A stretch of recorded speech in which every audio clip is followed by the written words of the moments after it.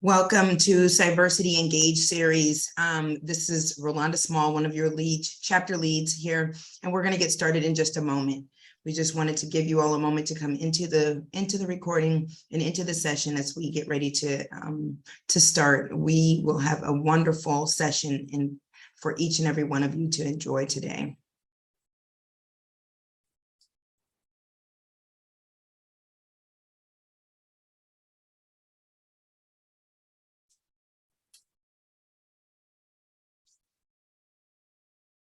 All right, being mindful of everyone's schedules and time, and the fact that this particular recording will be amplified, placed on YouTube, and there will be other venues from which you can view it, we want to get started. My name is MK Palmore. I am the Bay Area chapter lead for Cyversity.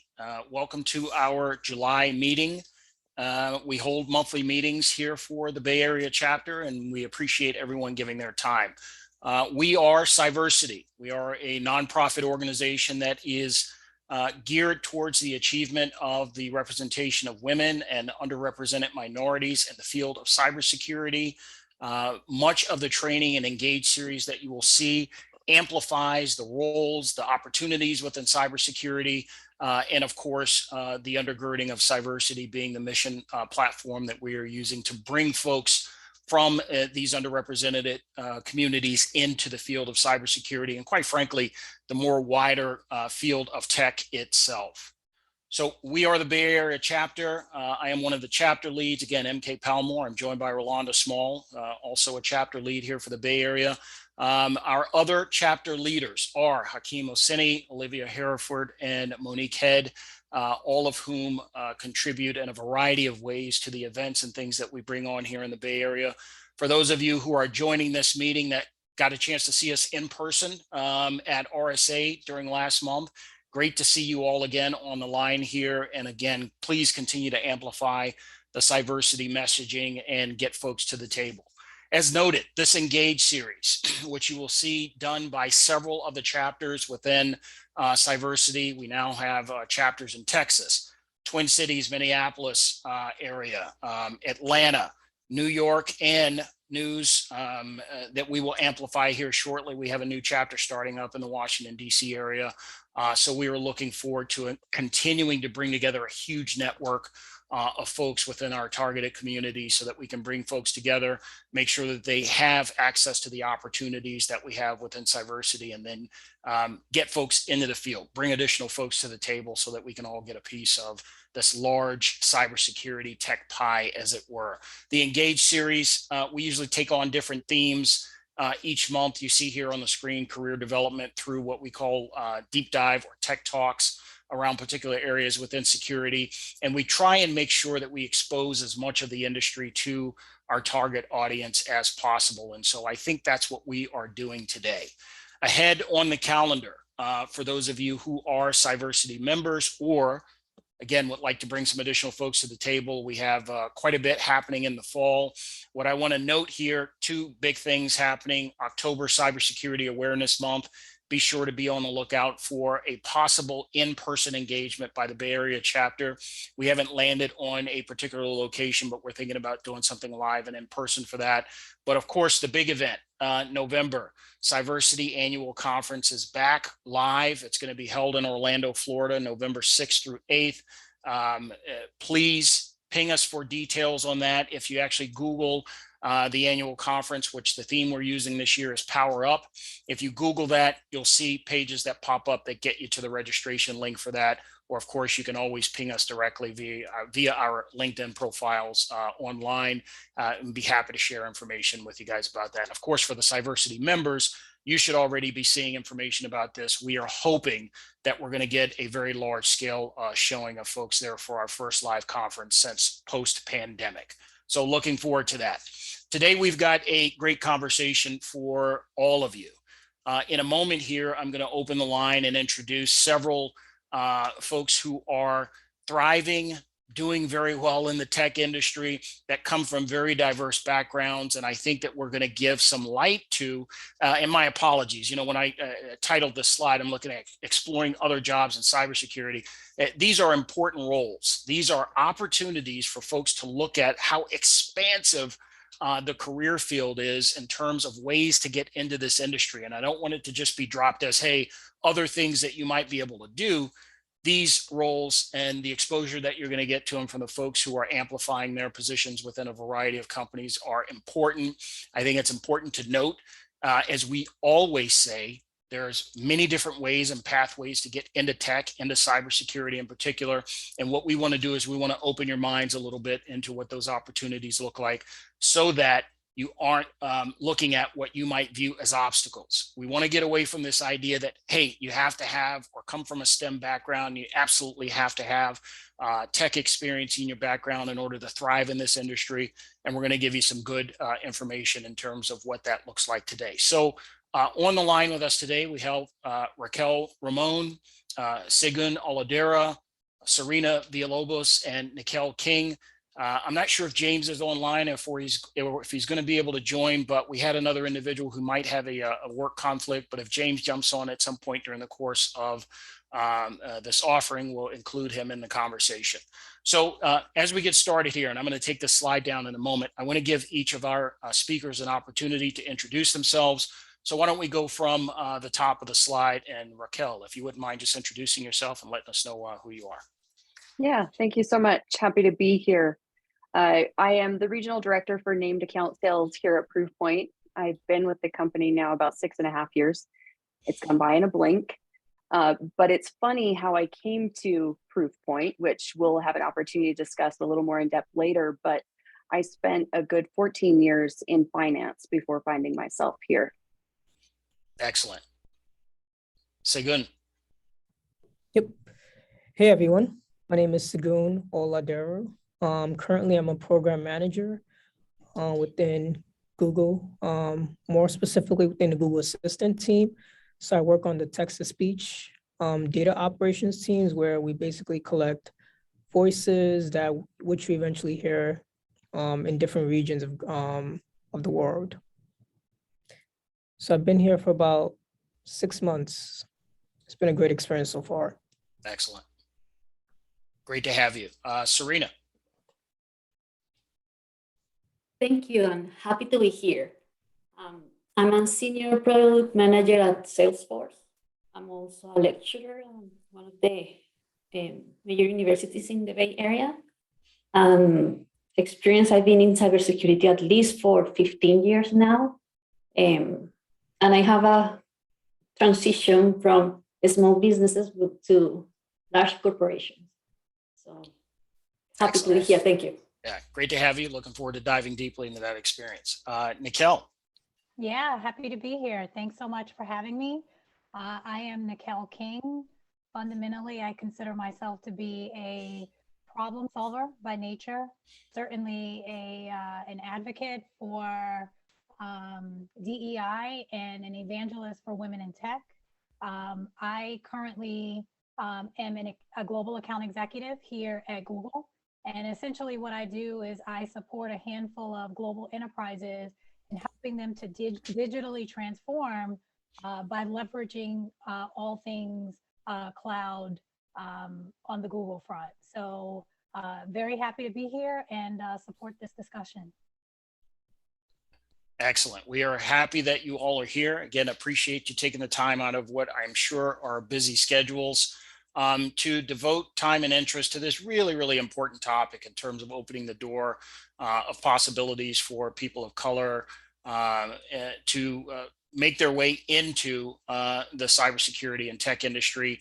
And so what I want to do is I want to make sure that over the course of this discussion, we really tease out, I think, the variety of pathways that were taken in order to get into this particular industry.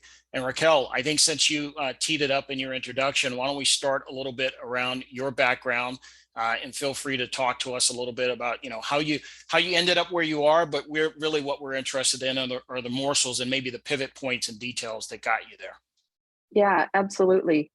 So first and foremost, it's fun to be here. And what I would say is there are often times I'm like, I wish I would have found my way here sooner.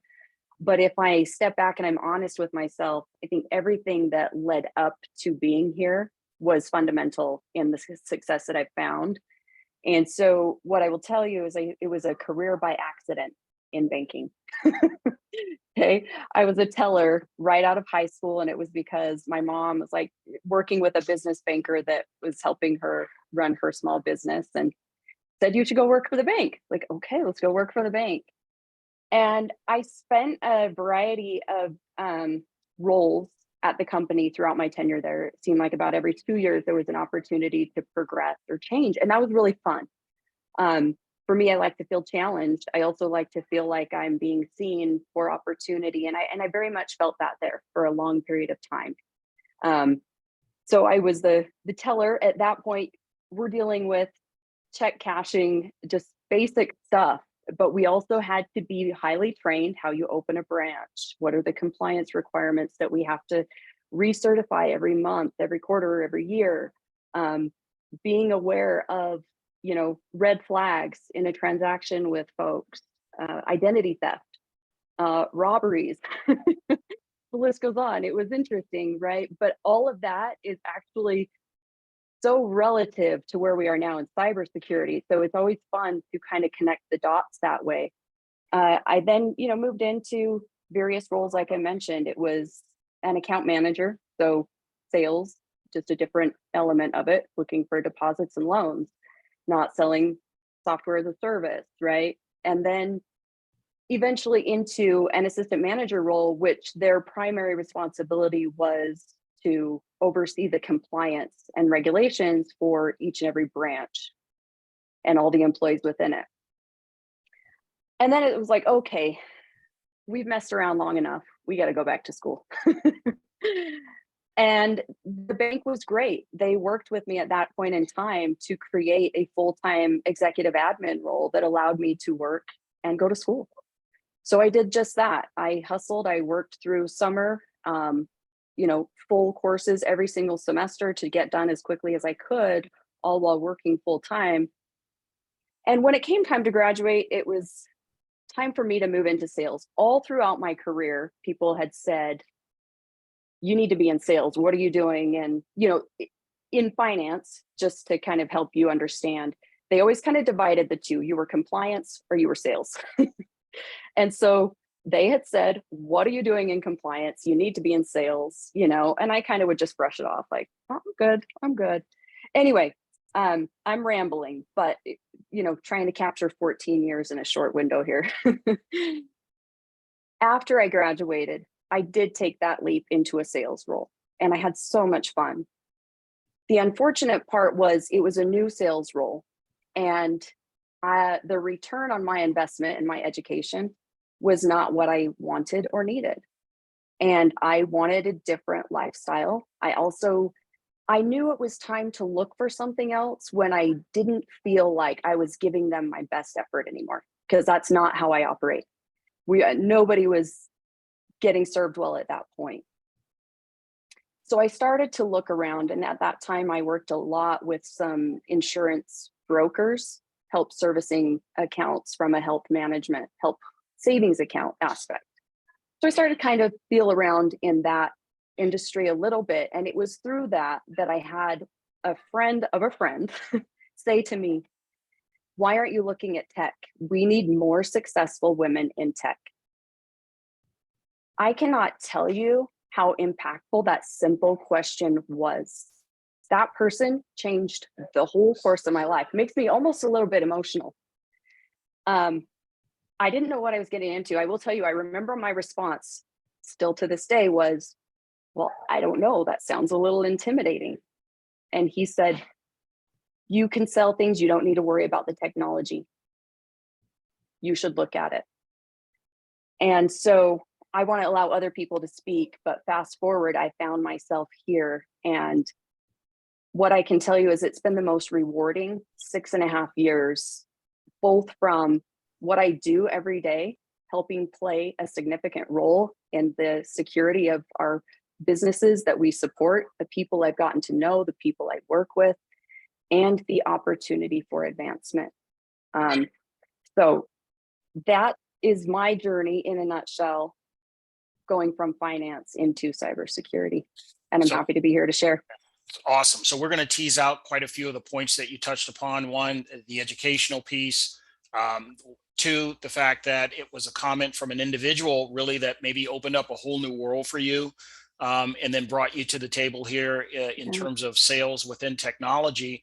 And then one of the last comments you made, I do want to absolutely tease out, is this idea that as a seller, that's the skill that you're bringing to the table. And if you can sell, one thing, you can probably sell another, and that you're relying maybe on your own knowledge of products and technology, but also there's help to help you Yes. have some of those really deep dive technical conversations, right? It doesn't mean you have to come to the table all by yourself with all that knowledge. So I do want to tease some of those things out. So don't lose sight of that, but great introduction.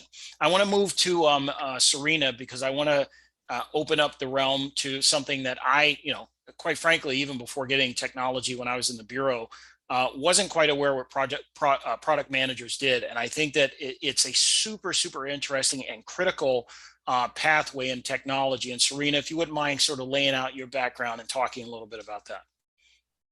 Sure, thank you. So let's start with my background. So I'm one of those rare occurrences. I have a background in STEAM, so I have a major in computer science, and then later my education led me to a master's in cybersecurity, and I love cybersecurity. I started in small businesses in the healthcare industry, and that's how I was involved with cybersecurity, really, because cybersecurity was not a field years ago. But you knew that you have to do a little bit of something, but it wasn't not a career. Even for IT people, that was not a career. When I face healthcare industry with all the regulations that they have, HIPAA, especially HIPAA, I just had to start learning, and I realized, oh, this is a whole field I didn't know. And that's how now I am a product manager. I transitioned from small businesses to a large corporation, thanks to networking, thanks for the support from my school. And a product manager, I didn't know what a product manager was, to be honest with you. But product managers are this role that it's the glue between your end user. It could be your user, could be an external customer or an internal customer. In my case, it's internal customer, and a security, an engineering group that is developing some sort of product to that customer that you have to serve. So the product manager is the one who gets the requirements from the user, understand what they need, and then from user perspective, you need to go ahead and turn around and say, hey, engineering, I need this done. So it's a very strategic role. Again,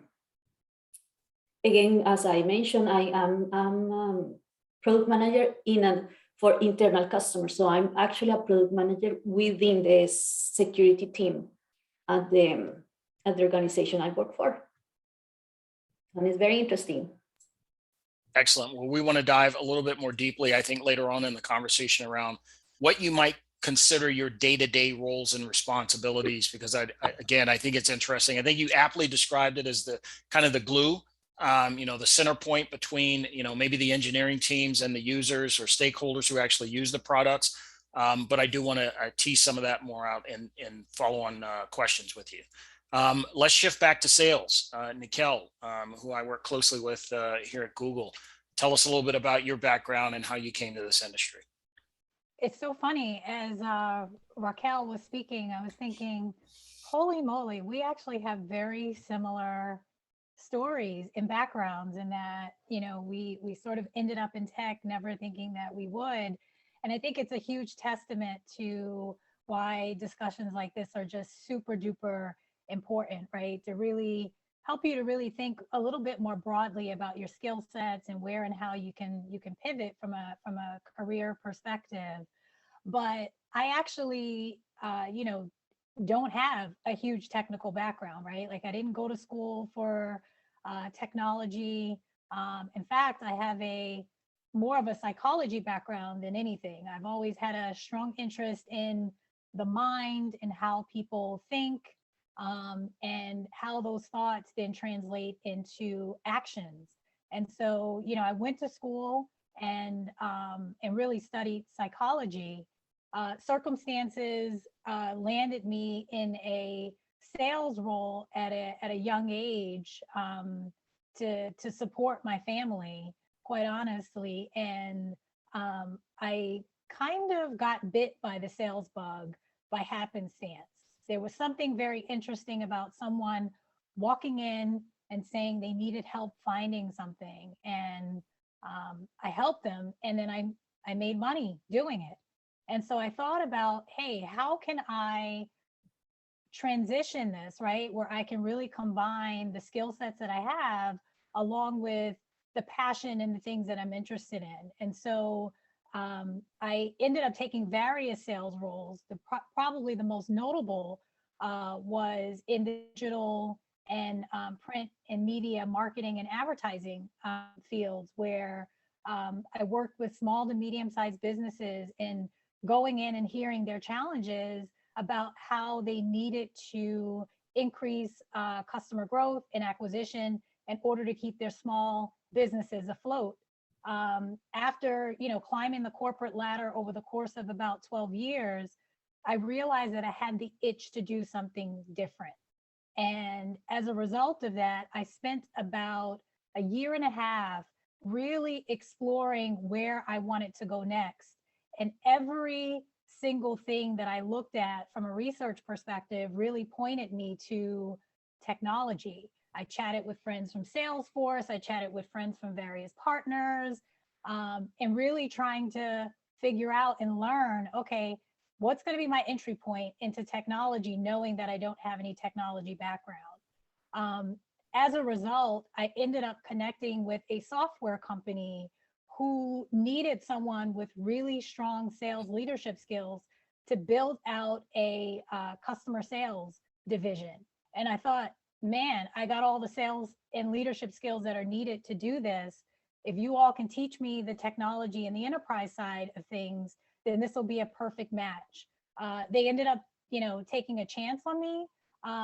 The one thing I will say with regard to sales is your best sales call should be selling yourself, right? And so a big part of that, I think, was me going in and being really, really confident and leaning into the value that I could bring to the company versus focusing on the things that I lacked and that I couldn't do. And so they said, hey, listen, we'll teach you the technology side, and you come in and you help us, you know, build out the sales team. And we did, and we built out this successful sales team. And what I realized there was that the folks that I was managing and that I was training from an enterprise perspective, quite honestly, were making 2 to 3 times more money than I did. And my fingerprint was on every single one of the deals. And so I thought, man, this doesn't make sense. This doesn't add up at all. I said, I need to be on that side of the business. And so I took the enterprise skills, I took the software skills, and I went and I said, how can I expand my knowledge from a broader technology perspective? And I aligned myself with a leading partner in the technology space, where I was forced to learn a number of different technology stacks. What I will say is I was definitely I think when I entered the business on the partner side, I was probably the least experienced person on the team, because I had never sold on the partner side, selling direct technology, you know, with networking and infrastructure, security, cloud, collab. It was, you know, you were drowning in all things tech. But I overcompensated for really trying to become a subject matter expert in areas that I felt really, really passionate about. And so there were a number of key areas where I honestly led, right?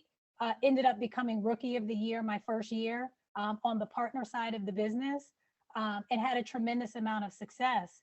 And then, as a result of all things in the market, as a result of COVID and the impact of COVID, I saw the shift that was happening in cloud and immediately said, this is my path. And that's how it ended up at Google. But I think to really tie a bow around what I'm saying is what I feel like I've been able to do is I've been able to really partner my passion for psychology with my love and interest for technology. Sales has a lot to do with really sitting down and listening to a customer's problem and then going and trying to figure out ways to solve it. So, I'm able to check the boxes on both sides, but I would have never imagined this is where I would have ended up, right? Like when I started my career. So I think it's about really thinking about, hey, where do I have skill sets that are completely transferable, where I can really market myself in spaces that would make me very unique and position position you for a role where it helps you to stand out just a bit more in terms of the assets that you can bring to the table. So yeah, I think it's pretty interesting how I ended up here, but totally loving it and checking the boxes of all things from a job joy perspective. Awesome. Hey, you teed up again, like the other speakers, at least one point that I want to circle back to, and that's what you sort of displayed as the courage to enter into a field where you did not have deep experience. And I want to talk a little bit about what that courage looks like in maybe a second round of questions. But we have one more panelist to introduce. Segun, take us through your path and how you ended up where you are at Google. Yeah, definitely. It's great to hear all the other panelists' background and experiences. I guess my background stems from all the way back. I'm probably the youngest on this panel based on years of experience. But my background in STEMs started way back in high school for me. I would say my love for technology, attending different, summer programs and activities that were always in a mix of developing myself in terms of STEM to eventually, getting my undergrad in mechanical engineering from Stony Brook, to also eventually pursuing a master's at Johns Hopkins in a cybersecurity degree. So I can say I started off as a mechanical engineer / project engineer at Collins Aerospace. I didn't exactly know how I end up in the technology field in terms of like cybersecurity, but I just knew that I just love math. I love understanding what's going on, the latest technology, exploring it, breaking equipments down, repairing it myself. I guess my love for cybersecurity actually stemmed from a conversation I had with one of my managers, and he actually told me to look into an employment. It's a employee resource program in which the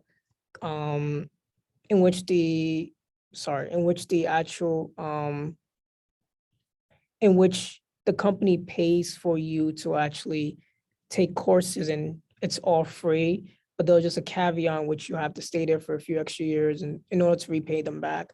So that's how I decided to go and get my master's degree in cybersecurity. And then while I was doing my master's degree, I actually had a conversation with one of my mentors at Johns Hopkins, because it was a part-time gig. And he told me to look into IBM, because IBM had this program where basically it's called the Security Service Consultant Program. They train young folks, doesn't have to be anybody in a certain age bracket, but anybody interested in getting and learning about cybersecurity. They train you for about, I think, 8 to 12 months program. And right after the 8 to 12 month program of this Security Services Consultant Program, you basically jump right into the actual discipline in which you're focused on. They have IAM, which is Identity Access Management, DAS, which is data and access security. You have, if you want to do just consultancy work in cybersecurity, they have that as well.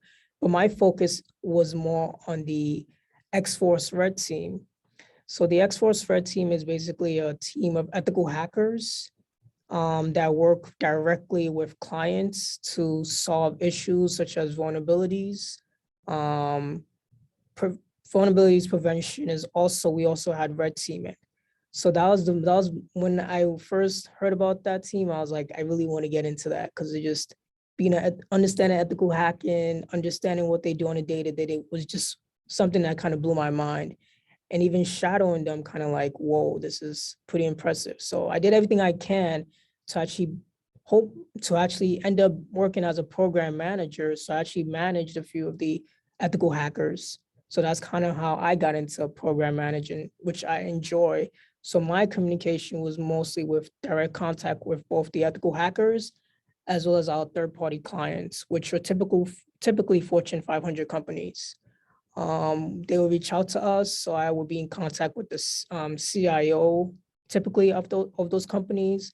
They'll request certain information from us. We provide them certain information, and we typically have a turnaround based on the type of testing. So within ethical hacking, especially for us, we were more focused on vulnerabilities. So you have internal pen testing, external pen testing. You also have, like I mentioned, red teaming, and then you also have typically intrusion, and so on and so forth. We kind of dealt with a lot of those, depending on what the clients was looking for us to do. So I would work with the actual ethical hacker who are veterans. They've been doing this for many, many years. We basically work on determining what's exactly going on with their network, both internally, externally, or depending if it's an application, we work on that, come back to the client, provide them the results. Typically, remediation is performed, typically, if they request us to do that, and then we move on. Some of these clients, the purpose of me being a program manager is to make sure we establish that relationship so they can hopefully become repeat clients to come for different aspects of like their businesses, to come to us for servicing.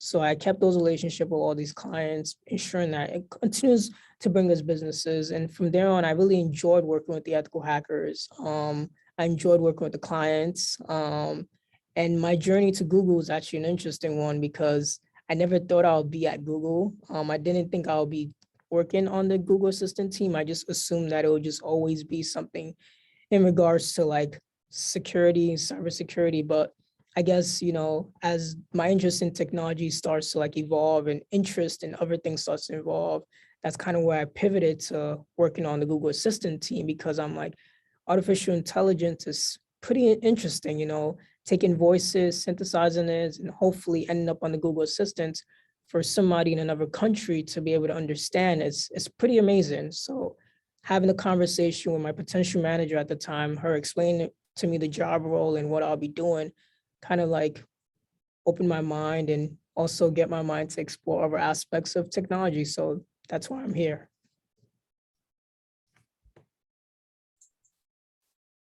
Thank you, Segun. That was amazing. I think that we're just learning from all of you panelists. I mean, my goodness, how you've come from such different backgrounds and found your way somehow still in the same industry together in cybersecurity. What I want to ask now is pivot to a question that piggybacks on some of the things you started telling us about, but I want to tease out a little bit more about what techniques you personally used to face your fears, to help build that confidence to pivot. That is a huge one when you're in a completely different industry. So what techniques do you use that you can share with others that will help you when those fears arise, when you hear that little voice in the back of your head that tells you you're not good enough or you don't know enough? And how do you use those techniques to help build that confidence? Can I start with you, Nikelle? Yeah, absolutely. I think there's a couple things, right? I think the first is feedback is always incredibly important, right? So I think feedback from just within your broader circle, from friends, from managers, coworkers, and really trying to lean into what do I do well, right? Because those are the things that you're probably going to really truly want to focus on is what do I do well and how can I go out and really advocate for myself? I feel like, when you find those confidence factors in yourself, it really does suppress the amount of fear that you have. I can tell you, I was absolutely terrified to interview for technology roles. And I remember probably about the first 4 or 5 interviews that I had, I'm going to be very honest with you, like I completely bombed them. I know that I bombed them. But what I was able to do was I was able to take the areas where I felt like I had some, deficiencies, and I was able to go back and say, okay, how can I build up my skills a little bit in this area? And what areas do I need to go and focus on to do a little bit of self-learning, right? Because I think there's a part of it where you've got to make an investment in yourself in terms of really finding those areas to build your confidence factors. And I find that confidence comes when you feel a bit more educated or a bit more secure in what it is that you are approaching. And so I think with that, I was able to, really look at the first round of interviewing almost like practice, right? And not thinking that, man, I didn't get the job, so you know what, I'm a failure. I shouldn't even be considering this. I looked at it as, you know what, I'm going to go back and I'm going to be better next time. And I think sometimes also when you have nothing to lose, like don't be afraid to ask people to tell you what you did well and tell you kind of where you came up short. Because once you've got that intelligence, you can take that information and you can run with it. So I think the biggest thing is education, right? Education around where you're great, and education around like where you can plug the gaps in terms of areas where you probably need to improve just a little bit. So, and then sometimes you got to just be okay with doing things afraid. I think, sometimes I just have to turn on the Rocky music and say, all right, let's go. Like we're going to go for it and see what happens, right? If no is the worst thing that can happen, I think I can live with it. So yeah. I like to turn on the Rocky music portion. Absolutely. I love it. I love it. How about you, Raquel? What techniques do you use? Oh, a lot of what Nikelle said resonates with me as well. Sometimes you're just going to be afraid. And I know for me, when I was looking to make a change in my career, there was a high degree of comfort where I was, but I knew it was time for change. And it takes a lot to put yourself out there. I will tell you, I was very engaged with the recruiter. If you went and had a conversation with him today, he would tell you nobody has asked as many questions as you. I had to know what I was getting into. I had to know it was the right decision for me and my family. And ultimately it was. So I guess your takeaway from that, maybe don't be afraid to ask the questions, right? Mm-hmm. It's okay. You're making a decision that's going to impact the course of your career and life. Beyond that, actually getting into the role, it's daunting to switch industries. You're learning a whole new language, right? All of a sudden I'm going from anti-money laundering to email gateway. And there was just so many acronyms and technologies, and even the competition, right? It's just so different. And so you have to be patient. For me, transitioning after a large number of years, I wanted to be the expert in my new role as well. But the reality was I was starting at the bottom and had a lot to learn. So I learned how to survive. First of all, who can help me, right? Malcolm mentioned it earlier. There are people that are available to help you. You have to learn who to go to. So trust me, I was taking names. Oh, yep, this person helped me before. I literally had that list, at my desk at all times, because those people matter and you build those relationships. You get to understand things. And the same applied to the technology and the acronyms I was learning. What is that customer just said? Hope I don't look dumb. You know what I mean? But when you talk about survival, this is something, and my little 4-year-old's over here harassing me. Anyway, the thing that you learn is to survive, I started asking a lot of open-ended questions. What I learned was I was going to be better served if the customer was doing the talking, not me. And through that, I learned, right? And especially don't be afraid. There is people learn different. I will say that. But for me, there was no better way to learn than to get into the conversations, because all the training and the little tutorials that we have to train employees was nothing compared to the real world actual customer conversations. Yes. Yes, no, that's great advice. I think, like you said, go in with that open mind and know that won't know it all, but ask the questions. Be willing to ask those questions. Serena or Segun, would you want to add in on anything that Raquel and Nikelle had touched on? Well, I will say definitely that interest for learning, that it's both of them mentioned it very clearly. Also, put yourself in, leave your comfort zone. It's scary, but if you don't do it, you are not going to learn what it's beyond your comfort zone. And for me, education was really important. That's why I decided to do a master's. I did my master's in Berkeley, in UC Berkeley. And well, I was working, so that was perfect for me. And the master's gave me so much like overview, this master specifically, an overview of the whole entire industry, not just the one that I knew, because I knew a lot about governance, risk and compliance, but no the other areas in cybersecurity, because this is big, this is huge. So that exposure to other areas, you sometimes don't know where the jobs are. Maybe you're looking in the wrong place. Maybe you need to look in some other company, a different role. And what is important are your skills, that you be secure of yourself, that if you know you are smart, you know that you can learn anything. I admire rocket scientists, but not everything is rocket science. So you can learn it. You definitely can go and learn it. And people out there is actually willing to teach you, actually willing to talk to you. So that's for me. And then talking to people is how you start getting to know what is out there, opportunities. Maybe this person knows another person, and it's LinkedIn also very important. I think you capitalized on a few things that Nikelle had said as well, where it's, just be willing to learn, put yourself out there. If no is the worst thing that you can hear, then so be it. Keep going. So I love it. I love it. Segun, anything you want to add to that? I believe the panelist has kind of said everything I can add, but I will say one thing is always just the willingness to always be hungry for more,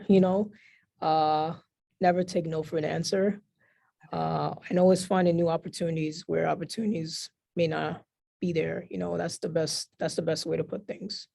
Beautiful. Thank you. Thank you. Hey, so we pride ourselves in these meetings on transparency and actually asking sometimes some difficult questions. But again, I think that your answers will be helpful to others as they view this. So I want to get very practical and tactical here a bit, especially with Nikelle and Raquel around being women in sales, in technology, and whether or not you have felt any kind of either explicit or implied prejudicial behavior when you enter the room and you're having these conversations with what I'm sure is a traditionally white male or Asian environment in terms of the folks that you're interacting with. And I want to take that same question and maybe pose it from a technical standpoint to Serena. But first, for our Nikelle and Raquel, either of you want to jump in here in terms of how it is that you viewed that prejudicial behavior and maybe what you did to overcome it? Yeah, I can certainly take that one because I've been in sales pretty much all my career at this point. So I've certainly come across it on a number of fronts. I probably saw more of it when I entered into tech, for sure. I think what's interesting is how I've personally evolved to handle it over time. I think when I was young and I was really trying to figure out my way in the space, I was probably a little bit more silent. about it. And I thought, hey, you know what, let me just put my head down, go to work, do what I need to do, and really let my performance show up and showcase on my behalf, right? I don't even want the words to speak for me. Let me let my performance speak for itself. And, you know, hopefully I'll earn the credibility. And I think what I found was that even though I was outperforming other folks on a number of fronts, the respect still didn't come. And so I think I eventually had to really learn to evolve to a place where I had to really speak up and address it, right? I'll give you one example. I remember taking over a new account, and I was working with an account team, and there were probably a team of about 4 of us that were going in. Of course, not only was I the only woman, but also the only woman of color, a person of color in the room as well. Now, what should have been happening in this meeting was an account transition, which means I'm introduced on the account as the lead going forward. And what ended up happening as a result is, you know, I walked in and they really just sort of jumped right in, business as usual. My manager happened to be in that meeting as well, and I was furious. The meeting happened. You know, another team member walked away with all of the talking points and the action items. And I remember feeling overwhelmed with emotions because I knew what had just happened. And, you know, once I kind of simmered down from it, you know, I reached out to my manager the next day and I said, listen, we need to have a face-to-face. I need to share with you what my experience was, you know, yesterday in this meeting. And I need to let you know how I felt about it and really how we need to sort of address this going forward. And I just had a very open and honest, transparent moment with him. And I said, you know, and I went in kind of all cards face up. I said, you have to understand, like, I am the only Black person. I am the only woman. And it is very important for me to have a voice in the room as one of the account leads on this account. And it was having that conversation with him that completely changed the dynamic of how we work together going forward. But he was completely oblivious to it. And I don't think it was something that, you know, a customer even really probably recognized. And so he was able to walk things back and things ended up being okay. But I think it's really incredibly important that in order for us to really move the needle of change with regard to diversity, equity, and inclusion is that, you know, we have to be able to really speak to our experiences and create a tremendous amount of awareness around it. And then speak to how, you know, how important it is that these experiences be amplified so that we can all create a safer and a better workspace within the community. The truth is we've got a tremendous amount of progress to make with regard to women in tech, with regard to, you know, people of color. And so, yeah, there is a part of the responsibility that is on us to really call it out and to really address it when it happens, obviously in a very professional fashion. Raquel, I want to go straight to you. That was an amazing answer, Nikelle. I It appreciate really your was transparency. a mic drop moment. I think as women, we do experience it. And quite candidly, there are some things I can't share with you that have been part of these interactions, right? How do you deal with it? So when I left my previous company to come over into cybersecurity, I left a very male dominant industry.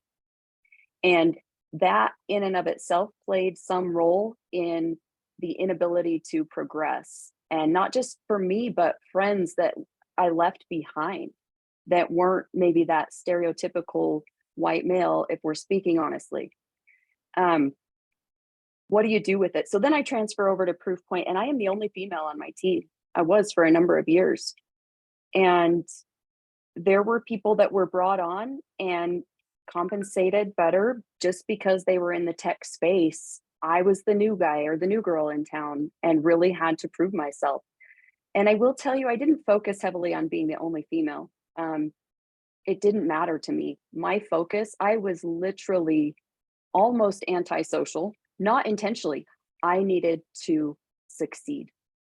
Any external noise that was happening, I tried to tune out, right? This, at the time, you know, just me and my son, failure was not an option.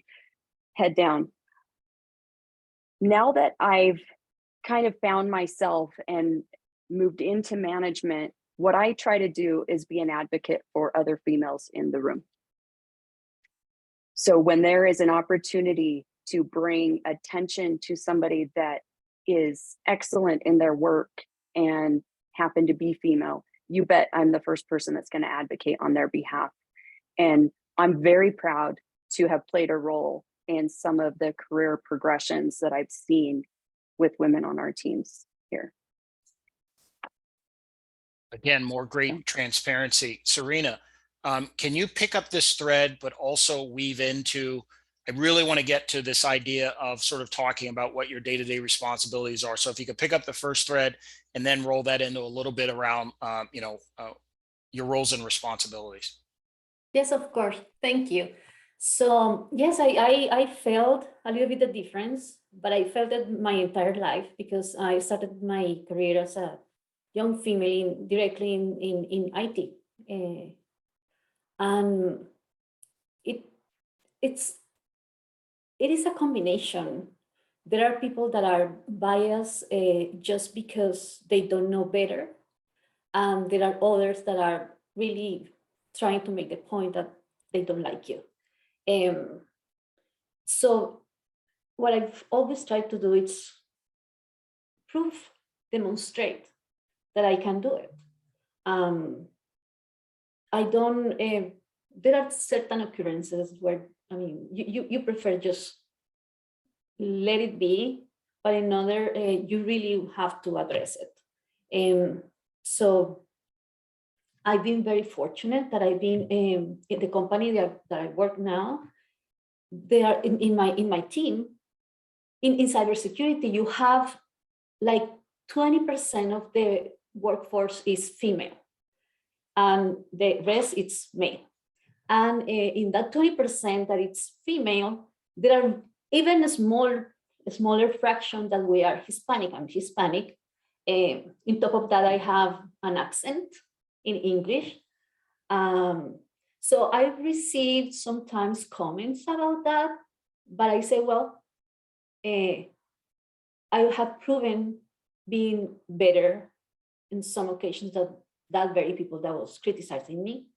And that for me, it's it's a retribution to my own effort and my desire to move ahead. I appreciate, for example, in the company where I work, we are a very diverse team from different countries, different heritage, different languages, and we work very fine. And I feel also that you need to go and look for a company that accommodates for you. So if you know that a company is well known because they are not diverse, don't go there. You don't want to put yourself in a bad place.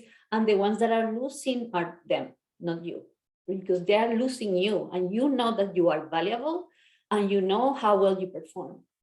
And now regarding my day-to-day, a product manager, we need to wear two different hats.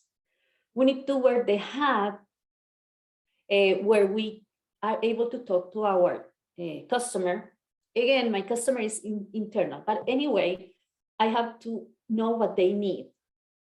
They're using a product, sometimes it's an internal product developed internally at the company, but they're using something that always require improvements. There are new problems and they need new tools to be more efficient in their day-to-day job. So I need to be talking to them all the time, trying to figure out, okay, how are you going to be better? What do you need? Sometimes there are very specific things. Some other times are not. Actually, you need to be able to articulate that, what they understand. And then you change immediately your hat and turn around and talk to the engineering team. the engineering team talk about technical terms, technical issues. So it's that when I say, and I'm sorry, but it's that I'm so grateful to my masters that I'm able to talk to them, even if I'm not an expert in their field, because I've been exposed to so many areas, to so many people. So I get terms and I get terminology, and you don't have to be learning every single thing up to the detail. So if I'm able to articulate in a way that they understand, then things go smooth. Sometimes that's not the case. So sometimes you need to be in the middle and trying to negotiate both sides. The customer wants this, but the engineering team can only provide this because whatever reason, sometimes it's you don't have budget, you don't have the knowledge within the team. So you need to balance that. So product management, it's a quite a strategic role. And I like it.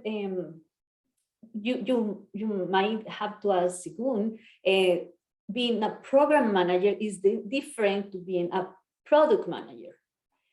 So in my case, product management, it's exactly that. And working with the customer and translated that into what is going to be in the release in the next product.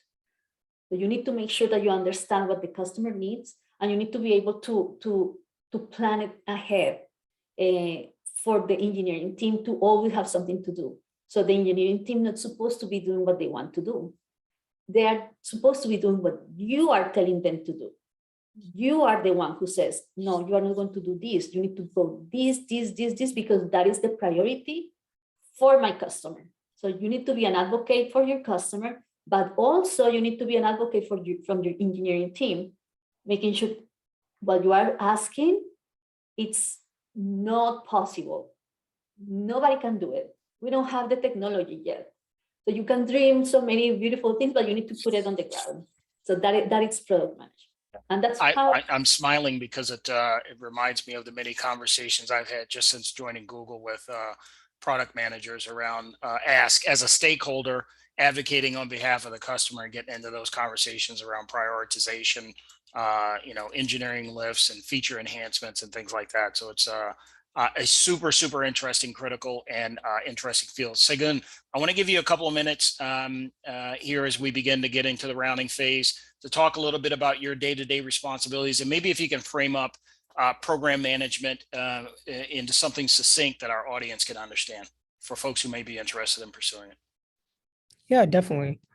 My day-to-day currently at Google, and my day-to-day when I worked at my previous company in cybersecurity, just so I can give them a better understanding, because it kind of differs.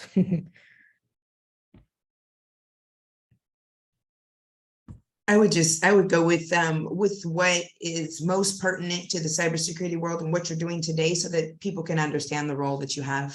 Got it. So my day-to-day while I was working at IBM as a X-Force Red program manager, I worked with, again, like I said earlier, with ethical hackers and also client-facing. So we were more focused as a program manager on meeting client timeline, and our goal is to make sure that the client is satisfied with the final deliverables that we're providing to them. That's typically what a program manager does, always making sure clients or customers are happy and also come back to us for more businesses. We tend to focus more on actually meeting client/customer deadlines, as well as meeting our own internal deadlines as well. So making sure that everybody's on task and meeting our deadline. We tend to do a lot of forecasting. So say, for example, we have this team, 2/3 of the team is going to be out on vacation. We may have to push out more deadlines to ensure that we are able to meet the end client's deadlines. So just forecasting all these things typically is what I tend to work on. And my job here at Google, we work more with the front end team. We also work with the vendors. So for us, we can't start our work until the front end team already is completed with their work. but sometimes we can also work parallel with our team and as well as the vendors. And as a program manager, a lot of this thing is just making sure we're hitting our timeline because we have launch dates, because eventually we have to pass on these voices to the next team to basically be able to launch, synthesize, and eventually go into the Google Assistants. So ensuring that we hit timeline, we hit our deadlines, and we also make sure everybody's collaborating. If there's any missing pieces, we let a product team know. We involve the product manager team. We involve the front end team, the tooling team, because a lot of the tools are internal. So we want to make sure that tools are working correctly. If there's any faults, we let them know. As a program manager, we also work to ensure that we're making things more streamlined. So if there's ways to make things more efficient, we try to develop new methodologies to make things more efficient. I mean, as time goes on, technology tends to advance. We always look to make our work more automated rather than manual. So ensuring that, hey, if we can just get this moving without us having to touch anything, let's figure out a way to automate it. So automation is pretty much key to making our work more streamlined and successful. Lastly, I would say as a program manager, it's a pretty fun job. I see it as like you're kind of moving pieces around a chessboard. And you want to make sure the chessboards are standing properly and no chess piece has fallen or taken out by accident. So that's the best way I like to kind of. Excellent description. I do want to give probably 10 seconds each to our panelists. Any final thoughts or words? I've already broken the cardinal rule of taking folks into the next hour. But any final thoughts? Let's start with Nikelle.